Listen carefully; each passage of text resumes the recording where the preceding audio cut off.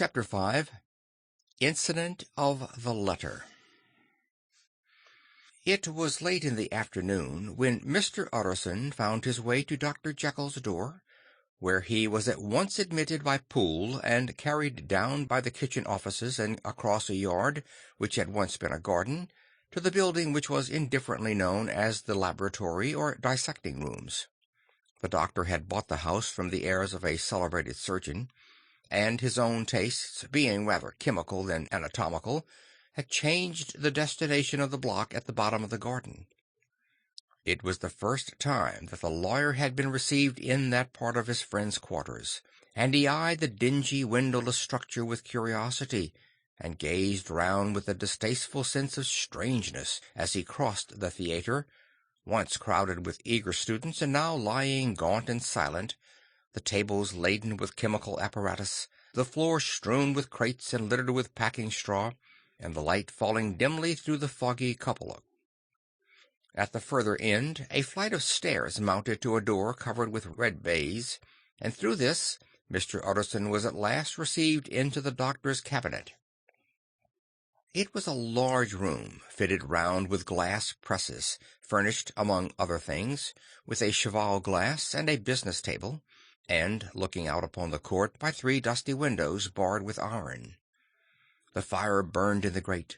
A lamp was set lighted on the chimney itself, for even in the houses the fog began to lie thickly, and there, close up to the warmth, sat Dr. Jekyll, looking deathly sick. He did not rise to meet his visitor, but held out a cold hand and bade him welcome in a changed voice. "And now," said Mr. Utterson, as soon as Poole had left them, "you have heard the news?" The doctor shuddered. "They were crying it in the square," he said. "I heard them in my dining-room." "One word," said the lawyer. "Carew was my client, but so are you, and I want to know what I am doing. You have not been mad enough to hide this fellow?" "Utterson, I swear to God," cried the doctor, "I swear to God I will never set eyes on him again. I bind my honor to you that I am done with him in this world. It is all at an end, and indeed he does not want my help. You do not know him as I do. He is safe. He is quite safe. Mark my words. He will never more be heard of." The lawyer listened gloomily. He did not like his friend's feverish manner. "You seem pretty sure of him," said he, "and for your sake I hope you may be right. If it came to a trial, your name might appear." "I'm quite sure of him," replied Jekyll. "I have grounds for certainty that I cannot share with anyone. But there is one thing on which you may advise me. I have received a letter, and I am at a loss whether I should show it to the police. I should like to leave it in your hands, Utterson. You would judge wisely, I am sure. I have so great a trust in you." "You fear, I suppose, that it might lead to his detection?" asked the lawyer. "No," said the other, "I cannot say that I care what becomes of Hyde. I am quite done with him. I was thinking of my own character, which this hateful business has rather exposed." Utterson ruminated a while. He was surprised at his friend's selfishness, and yet relieved by it. "Well," said he at last, "let me see the letter." The letter was written in an odd, upright hand, and signed Edward Hyde, and it signified, briefly enough, that the writer's benefactor, Dr. Jekyll, whom he had long so unworthily repaid for 1,000 generosities, need labor under no alarm for his safety, as he had means of escape on which he placed a sure dependence. The lawyer liked this letter well enough. It put a better color on the intimacy than he had looked for, and he blamed himself for some of his past suspicions. "Have you the envelope?" he asked. "I burned it," replied Jekyll, "before I thought what I was about. But it bore no postmark. The note was handed in." "Shall I keep this and sleep upon it?" asked Utterson. "I wish you to judge for me entirely," was the reply. "I have lost confidence in myself." "Well, I shall consider," returned the lawyer. And now one word more. It was Hyde who dictated the terms in your will about that disappearance?" The doctor seemed seized with a qualm of faintness. He shut his mouth tight and nodded. "I knew it," said Utterson. "He meant to murder you. You had a fine escape." "I have had what is far more to the purpose," returned the doctor solemnly. "I have had a lesson. Oh, God, Utterson, what a lesson I have had!" And he covered his face for a moment with his hands. On his way out the lawyer stopped and had a word or two with Poole. "By the by," said he, "there was a letter handed in today. What was the messenger like?" But Poole was positive nothing had come except by post, and only circulars at that, he added. This news sent off the visitor with his fears renewed. Plainly the letter had come by the laboratory door.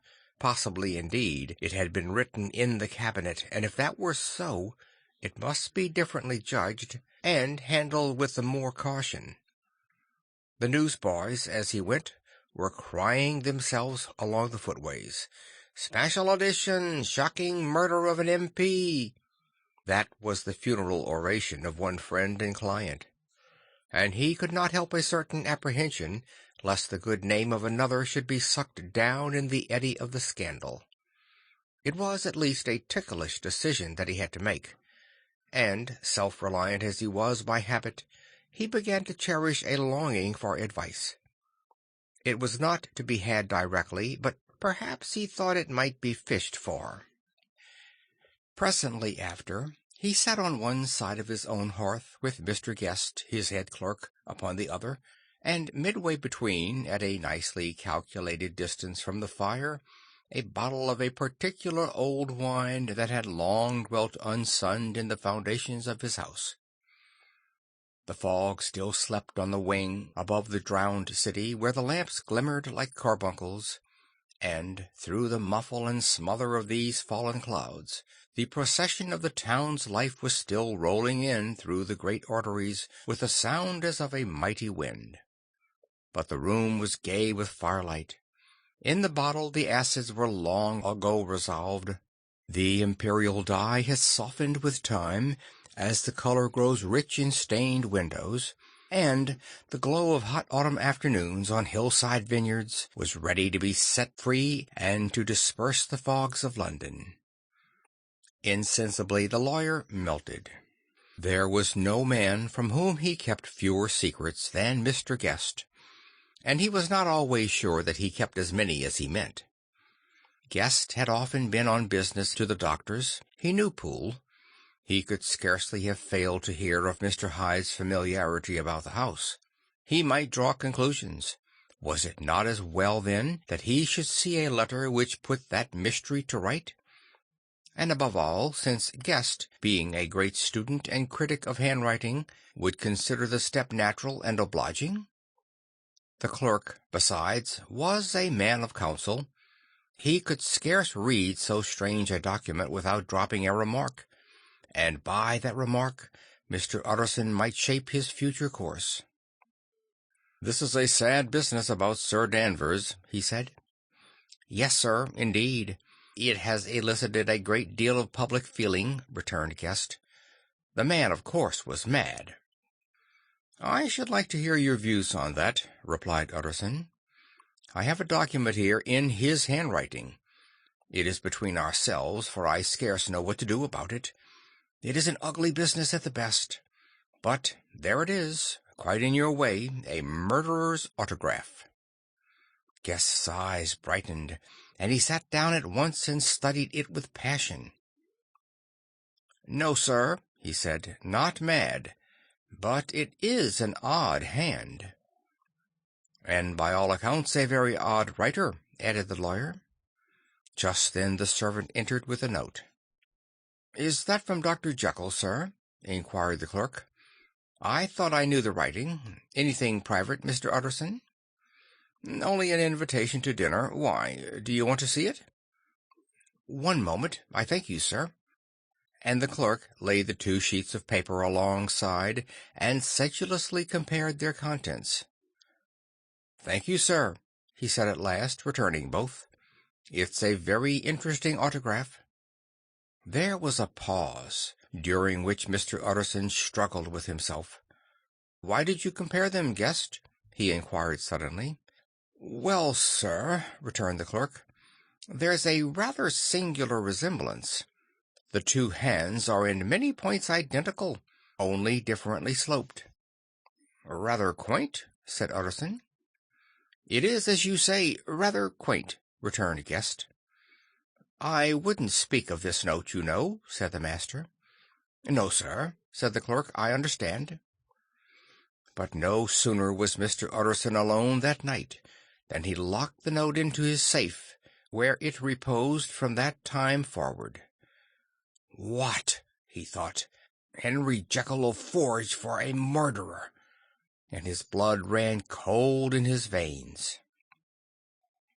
End of chapter 5.